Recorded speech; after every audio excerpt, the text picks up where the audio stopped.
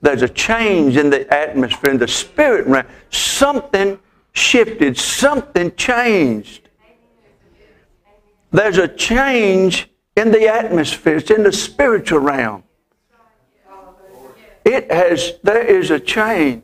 Something is about to break. Something is about to happen.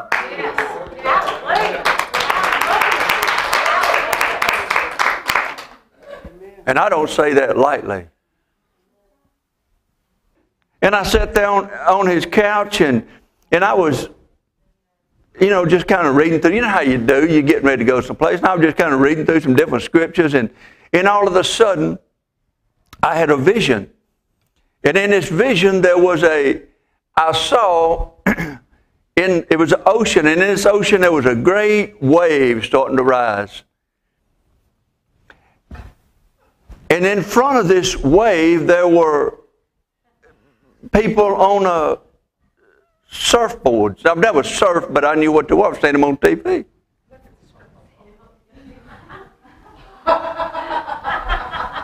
Hallelujah!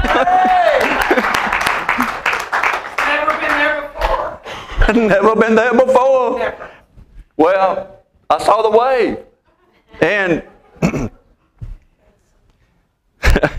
boy, what a night. Really?